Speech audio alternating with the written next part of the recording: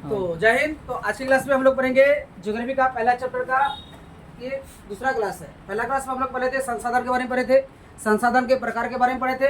आज हम लोग पढ़ेंगे कल के क्लास से जो है अगला भाग जो है ये आपका क्लास दूसरा क्लास है।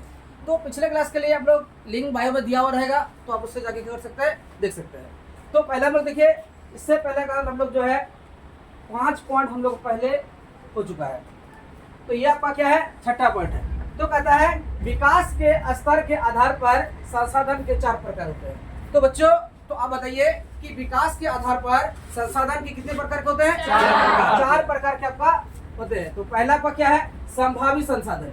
अब नाम से ही पता चल जाता है संभावी मतलब क्या होता है, आने वाले दिन के लिए जो भी कुछ रखा जाए वो क्या है, संभावी संसाधन है। जैसे मतलब आप लोग क्या कर रहे हो, पढ़ाई कर रहे हो ना, ये भी एक तरह का क्या है, संसाधन है। ये भी एक तरह क्या है, संसाधन है। क्या आप लोग आज के लिए पढ़ रहे हो? नहीं पढ़ रहे हो, आने वाले दिन के लिए क्या कर रहे हैं, पढ़ रहे हैं। तो ये क्या हो गया, संभावी।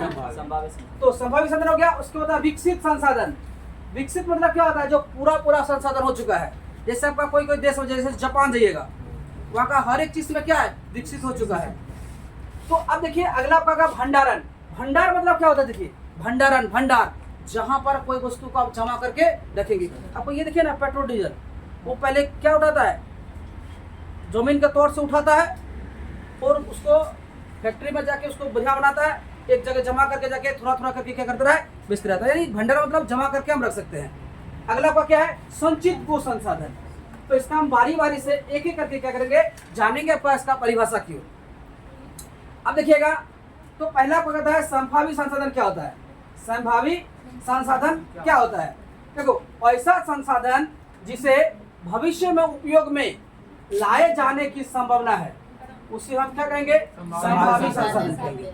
यानी भविष्य में, अभी के लिए नहीं, इसके लिए भविष्य में जॉब कीजिएगा। जैसे आप लोग पढ़ाई लिखाई पहला बता दिए, ये आप किसके लिए, अभी के लिए नहीं, ये आपका क्या है, भविष्य के लिए कीजिएगा। तो ये मतलब भविष्य को एक ही शब्द में पता चल जाता है, भविष्य के आने वाले दिन के लिए। ऐसा कोई शब्द आपको मिलेगा जिससे पता चले कि आने वाले दिन के लिए कुछ वस्तु आपका उपयोग होगा, उन्हें आपका क्या कराया, संभावी संसाधन कराया। अब जिसमें दो एग्जांपल में कुछ दे रखा है, हिमालय की क्षेत्र का खनिज, यानी हिमालय के अगल बगल में जो आपको खनिज मिलेगा वो आपका क्या है, संभावी आपका क्या है, खनिज है। उसके बाद आपका पवन, जैसे पवन चक्की हो गया, पवन की ऊर्जा में पवन की चाल लगभग कितनी होनी चाहिए, 15 किलोमीटर प्रति घंटा। कितना होना चाहिए आपका, 15 किलोमीटर आपका प्रति घंटा को क्या होता है, इसका पवन की चालनी, हवा की चाल आपका होनी चाहिए। उसके बाद होता है ऊर्जा। ऊर्जा तो आपको जैसे पृथ्वीवासी के लिए सबसे महत्वपूर्ण ऊर्जा का केंद्र क्या है, सूर्य। पृथ्वीवासी के लिए ऊर्जा का सबसे बड़ा केंद्र क्या है, सूर्य हो गया। ऐसे हम लोग के सामने आपका क्या है, जैसे सौर ऊर्जा भी आता है।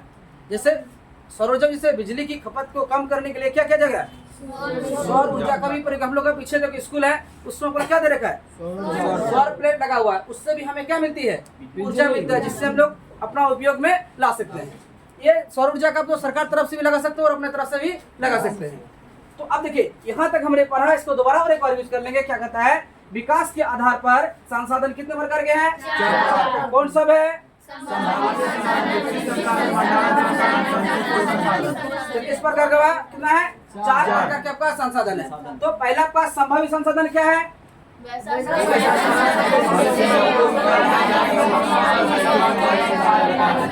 कोई तरह किसको दिक्कत, आराम से हो जाएगा। चलिए अगला पॉइंट कहता है विकसित संसाधन। अगला पॉइंट क्या कहता है, विकसित संसाधन। ऐसा संसाधन जिन्हें उपलब्ध तकनीक के आधार पर उपयोग में लाया जाता है, उसे हम लोग विकसित संसाधन कहेंगे। तकनीक को इंग्लिश में टेक्नोलॉजी।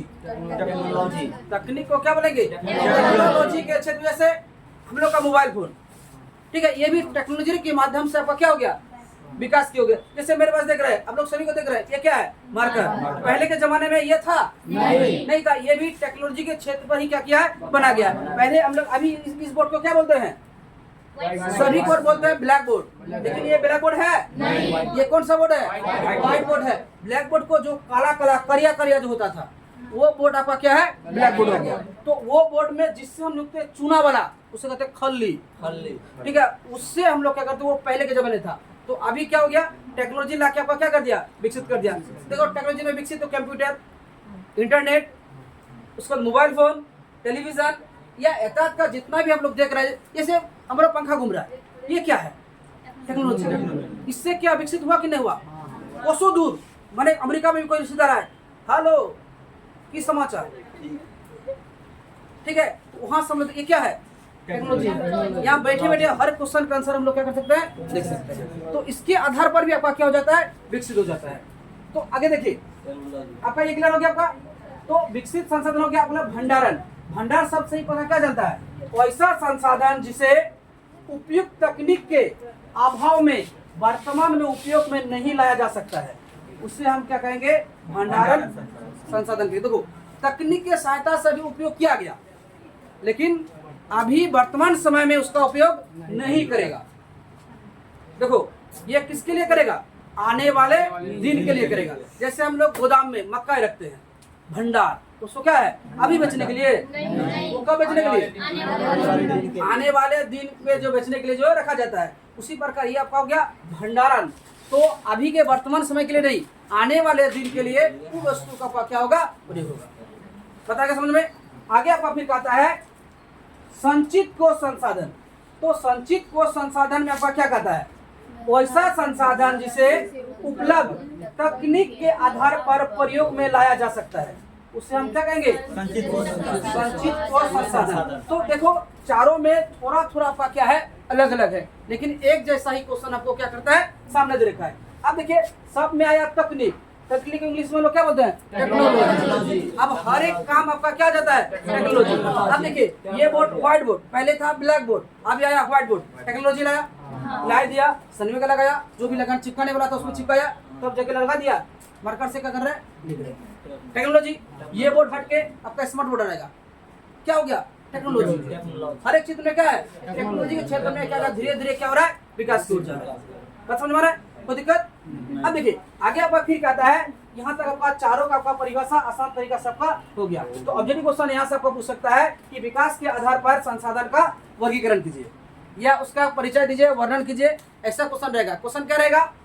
विकास के स्तर के आधार पर संसाधन, ये नहीं रहेगा, यहाँ से याद रहेगा, संसाधन का वर्णन कीजिए। विकास के आधार पर संसाधन का क्या कीजिए? वर्णन कीजिए। आप यहाँ से लेकर आपको यहाँ तक क्या करना है? लिखना है। आपका ये क्वेश्चन पूरा आप लिखिएगा तो एग्जाम पूछेगा। क्या नंबर पूछेगा जानते हैं? 5, या जो इसका सवाल का जो 6 या 5 रहेगा, उस क्वेश्चन में आपका क्या रहेगा? पूछा जाएगा। यानी दीर्घ उत्तरीय क्वेश्चन में आपका क्या करेगा? रहेगा। अगर आपको ऐसे भी हो सकता है कि आपको 2 नंबर क्वेश्चन पूछे, एक कहेगा संभावित संसाधन क्या है, हो सकता है ना? ऐसे भी रह सकता है। तो इस प्रकार ये आपका क्या है? दीर्घ उत्तरीय का क्वेश्चन है। आगे देखिए, अगला है संसाधन का नियोजन। जानते हैं ये नियोजन का मतलब क्या होता है? नियोजन का मतलब होता है सही कंडीशन से उपयोग करना। नियोजन का मतलब क्या होता है? सही कंडीशन में सही तरीका से उसका उपयोग करने को ही हम क्या कहेंगे? नियोजन कहेंगे। जैसे हम लोग पढ़ाई कर रहे हैं, पढ़ाई भी अगर सही तरीका से नहीं करेंगे तो पढ़ाई बढ़िया हो पाएगा? नहीं हो पाएगा। तो वही होता है नियोजन। जैसे हम खाना खाते हैं, वो भी सही तरीका से हम लोग क्या करते हैं? खाना खाते हैं। तो ये आपका क्या कहलाया? नियोजन कहलाया। अब देखिए, संसाधन का विवेकपूर्ण उपयोग करना संसाधन नियोजन कहलाता है। क्या कहता है? विवेकपूर्ण, सावधानी पूर्वक। जैसे मेरे पास फुरफुरिया है, फुरफुरिया जानता है? मोटरसाइकिल है, उसको हम वो भी संसाधन है। अगर सपोज कर उसका हम सही इस्तेमाल नहीं करेंगे, बात समझ में आ रहा है? तो क्या करेगा? सही से ज्यादा दिन तक वो चलेगा? वो ज्यादा दिन तक आपका नहीं चल पाएगा। उसे हम लोग को क्या करना होगा? सही कंडीशन से आपको चलाना होगा। ओके, कोई तरह दिक्कत? किसी भी तरह दिक्कत इसमें है? तो हर काम जो भी संसाधन है आपका, चाहे कुछ भी रहे, मोटरसाइकिल रहे, गाड़ी रहे, ट्रक रहे, बस रहे, हवाई जहाज रहे, सब भी संसाधन है, उसको सही तरीका से आपको क्या करना है? चलाना है, माने उपयोग में लाना है। तभी आपका वो संसाधन आपका क्या रहेगा? रहेगा। तो अगला क्या है? संसाधन का संरक्षण। देखो, संसाधन का नियोजन एवं विवेकपूर्ण उपयोग करना संसाधन संरक्षण कहलाता है। अब देखिए, सबसे लोग कोई गाड़ी घोड़ा जब चलाते हैं, अगर सावधानी पूर्वक अगर चलाइएगा, वो गाड़ी कितना देर तक चलेगा? जैसे रास्ता में हम लोग चल रहे हैं, गाड़ी आया तो नीचे में क्या होता है? बंकर बोलते हैं ना, तो ऊंचा करके देते हैं, ब्रेकर बोलते हैं। मतलब ब्रेक, ब्रेक कर, ब्रेक कर। ब्रेक मतलब गाड़ी में ब्रेक दबिए, कर मतलब वहां जाकर रुकिए, ठीक है? तो ये हो गया ब्रेकर, ठीक है? उसी प्रकार वो ब्रेकर को गाड़ी अगर 60 के स्पीड में जा रहा है हम उसको रोके नहीं किए, ऊपर से गया तो क्या होगा? तो गाड़ी ज्यादा दिन तक चलेगा? तो 2-4 दिन में ही क्या जाएगा? झड़ जाएगा। माने ज्यादा दिन तक वो चलेगा नहीं, कुछ दिन में ही क्या जाएगा? झड़ जाएगा। इसलिए उसे हमें क्या करना होगा? सही तरीका से विवेकपूर्ण माने सावधानी पूर्वक आपका क्या करना होगा? चलाना होगा। उसी प्रकार जैसे आप लोग अभी सावधानी पूर्वक नहीं पढ़ेंगे, ये भी एक संसाधन हो गया। ये पढ़ाई क्या है? संसाधन है। तो कहा जाता है ना, पढ़ते वक्त किस पे ध्यान देना चाहिए? रोड पर। और चलते वक्त किस पे ध्यान देना चाहिए? रोड पर। पढ़ते वक्त बोर्ड पर, चलते वक्त रोड पर। अगर ये दोनों पर अगर ध्यान नहीं दीजिएगा ना, कभी भी आपका एक्सीडेंट हो जाएगा। कभी भी आपका क्या हो जाएगा? एक्सीडेंट हो जाएगा। इसलिए जब भी आप पढ़ाई पर पढ़ा रहे हैं तो ध्यान किस पर आना चाहिए? बोर्ड पर। और जब कभी भी रास्ता में चलेंगे, हर समय रोड पर, इधर उधर नहीं। सावधानी हटी तो दुर्घटना घटी। बात को समझे? इसी प्रकार सावधानी हर एक चीज में आपका क्या है? जरूरी है। तो आगे क्या हम लोग बात करेंगे? तो एक महापुरुष था महात्मा गांधी को। कौन कौन जान रहे हैं आप लोग? महात्मा गांधी को जान रहे हैं ना? तो महात्मा गांधी को हम लोग गांधी जी के नाम से भी जानते हैं। तो हमें क्या है? राष्ट्रपिता के नाम से क्या करते हैं? जानते हैं। गांधी जी जो है उससे हम लोग क्या करते हैं? राष्ट्रपिता के नाम से भी जाना जाता है। जानते हैं गांधी जी को बापू के नाम से भी जाना जाता है। सिर्फ राष्ट्रपिता नहीं, बापू के नाम से भी जाना जाता है। और एक तो नाम है, बहुत अच्छा नाम है, बता सकते हैं? अर्धनग्न फकीर। गांधी जी को और नाम से क्या बोला जाता है? अर्धनग्न फकीर। अब देखो गांधी जी उस जमाने का इतना अमीर आदमी था, उस जमाने का इतना अमीर आदमी था कि वो लंदन में जाके क्या किया था? बैरिस्टर की पढ़ाई की थी, वकालत की पढ़ाई करने के लिए गया था। उस समय जमाने का जो है लंदन में जाकर, अभी कोई सोचता है कि हम लंदन में जाके पढ़ेंगे? जाके विधायक का बेटा तक तो भी नहीं सोचता है कि हमको वहां जाकर हमारे बेटा बेटी को जाके पढ़ाएंगे। उस समय तो कितना अमीर आदमी। तो अर्धनग्न फकीर, तो आधा एक तो धोती का टुकड़ा पहनता था, एक तो क्या करता था? ओढ़ता था। बस ठंडी रहे गर्मी रहे सब कुछ उसी के साथ क्या करता था? चल जाता था। उसका नाम बापू ऐसे थोड़े है। हम लोग का भी क्या कहते हैं? नोट में भी देखिए गांधी जी का ही माथा छिलका वाला क्या है? फोटो है। तो गांधी जी ने क्या कहा? इसका तो एक बाणी है। गांधी जी का एक कथन क्या कहता है? गांधी जी का कहना था, क्या कहना था? हमारे पास पेट भरने के लिए बहुत कुछ है। दे दीजिए। पेट भरने के लिए हम कुछ खा के जो ये है ना, इसको क्या कहते हैं? बक्सा। ये बक्सा है, ठीक है? ये बक्सा है। इसको भरने के लिए हम कुछ भी क्या कर सकते हैं? भर सकते हैं। चाहे आप पानी पी के भरो, या कोई खाना खा के भरो, या अधपका भोजन खा के भरो, आप कुछ भी खा के क्या कर सकते हैं? भर सकते हैं। लेकिन ठीक है, लेकिन यहाँ पर क्या कहता है? पेटी भरने के लिए। पेटी मतलब क्या होता है? वो पिछल का जो बक्सा रहता है। पेटी मतलब क्या होता है? सिंधु सब पीछे क्या होते हैं? छिपा के जो नेता लोग रखते हैं, तो वो आपका हो गया। उसको भरने के लिए क्या हो जाता है? हर एक चीज का क्या जाता है? कमी आ जाता है। पेटी भरने के लिए नहीं है। पेटी मतलब जो भी आप छिपा के धन दौलत रखते हैं। अब बताओ नेता लोग या बड़का बड़का काम करते हैं, कितना बड़का बड़का घूस लेते हैं? इतना बड़का बड़का, ठीक है? उतना सारा जब घूस और सब कुछ लेते हैं, उसके हिसाब से वो कभी कहेगा? तो वो लोग कभी कहेगा कि हमको कम चाहिए? उसका कभी उसका बक्सा कभी भरेगा? नहीं भरेगा। उसके लिए वो क्या है? कम पड़ जाएगा। अब देखिए आगे और एक व्यक्ति का नाम है। और एक व्यक्ति का क्वेश्चन आपका यहाँ से पूछेगा, किसने कहा? ऑब्जेक्टिव क्या रहेगा? किसने कहा हमारे पास पेट भरने के लिए बहुत कुछ है, लेकिन पेटी भरने के लिए नहीं है? आंसर क्या आएगा? गांधी जी आएगा। गांधी जी का पूरा नाम क्या है? मोहनदास करमचंद गांधी। जानता है? करमचंद गांधी उसके पिताजी का नाम था। करमचंद गांधी उसके क्या थे? उसके पिताजी का नाम था। उसी प्रकार सचिन का नाम का जो पुराना सचिन तेंदुलकर जो क्रिकेटर है, उसका सचिन रमेश तेंदुलकर। रमेश किसका नाम है? उसके पिताजी का नाम है। ऐसे सचिन तेंदुलकर ही है, सचिन रमेश तेंदुलकर, यानी अपने पिता का नाम से उसे क्या करता है? जाना जाता है। जैसे महात्मा गांधी का क्या है? मोहनदास करमचंद गांधी। अब देखिए आगे अपना क्या कहेंगे? गांधी जी का पत्नी का नाम था कस्तूरबा गांधी। क्या नाम था? कस्तूरबा गांधी था। तो आगे हम लोग बात करेंगे और एक व्यक्ति नाम है। क्या नाम है? मेधा पाटेकर का संबंध नर्मदा बचाओ आंदोलन से है। कहेगा मेधा पाटेकर का संबंध किससे है? क्या उस तरह से रहेगा? नहीं रहेगा। तो ऐसा रहेगा मेघा पाटेकर का संबंध किस आंदोलन से है, या ऐसे लगा देगा निम्न में मेघा पाटेकर का संबंध किस आंदोलन से है। अब आंसर क्या लगाएंगे, क्या लगाएंगे, नर्मदा, नर्मदा बचाओ आंदोलन। नर्मदा एक नदी भी नाम है, नर्मदा नदी, नदियों में श्रेष्ठ नदी गंगा नदी, नदियों में श्रेष्ठ नदी गंगा नदी है। तो इसी प्रकार एक नदी पर क्या है, नर्मदा नदी को बचाने के लिए उसका जो आंदोलन चला था, ये मेघा पाटेकर का क्या था, उसका संबंध।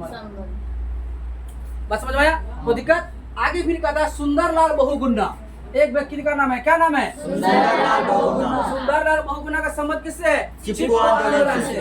तो आपका क्वेश्चन क्या रहेगा, सुंदरलाल बहुगुणा का संबंध किस आंदोलन से है, क्या चिपको आंदोलन से। चिपको आंदोलन जो है उस सबको पर्यावरण आंदोलन भी नाम कहते। तो जंगलों को बचाने के लिए उत्तराखंड में हुआ था। कौन सा जगह पर हुआ था, उत्तराखंड में आपका हुआ था। तो जिसका जो अध्यक्ष था, जो आगे था, मेन व्यक्ति थे, वो सुंदरलाल क्या था, उसकी अध्यक्षता में क्या था, माने आंदोलन का जो प्रमुख व्यक्ति है कौन था, सुंदरलाल बहुगुणा। तो अगला है संदीप पांडे का संबंध वर्षा जल संचयन से है। तो यहाँ पर है संदीप पांडे का संबंध किससे है, वर्षा जल संचयन और कृषि भूमि विस्तार से है। आपका था 1968 ईस्वी में क्लब ऑफ रोम संसाधन संरक्षण का वकालत की गई थी। वकालत का मतलब होता है कोर्ट कचहरी में आपका क्या करना है, कोर्ट कचहरी में केस मुकदमा जब होता है, जो लड़ाई करते हैं जज के सामने में, वो आपका करना हो गया। क्या करना हो गया, इसके लिए क्लब ऑफ रोम संसाधन संरक्षण की वकालत कब की गई थी, आंसर क्या आएगा 1968। क्वेश्चन आपका क्या है, क्लब ऑफ रोम संसाधन संरक्षण की वकालत की गई थी 1968। अब जो क्वेश्चन यहाँ से है ना, आगे आपका फिर कहता है स्मॉल इज ब्यूटीफुल पुस्तक के लेखक कौन है, सुमेशर। ये किताब का नाम है, क्या है, स्मॉल इज ब्यूटीफुल पुस्तक के लेखक कौन है, सुमेशर। और स्मॉल ब्यूटीफुल इज मेस, यहाँ पर कुछ छूट गया, ई छूट गया। स्मॉल इज ब्यूटीफुल पुस्तक में संसाधन संरक्षण से संबंधित गांधी जी के क्या थे, विचार। यानी ये जो आपका पुस्तक आप देख रहे थे स्मॉल इज ब्यूटीफुल, किसका विचार इसमें दिया गया था, गांधी जी का आपका विचार आपका क्या किया था, इसमें दे रखा था। तो इस प्रकार आज का जो जहां तक हम लोग पढ़ लिए थे, किसी को तरह दिक्कत इसमें ऑब्जेक्टिव क्वेश्चन जितना भी आप लोग बन जाएगा, तो इसको आप लोग पर्यावरण से क्या कर लीजिएगा, रिवीजन कर लीजिएगा। बात समझ में आया। तो मिलते हैं इसके अगले क्लास में, तब तक के लिए सभी को धन्यवाद। तो मिलते हैं आगे चल के।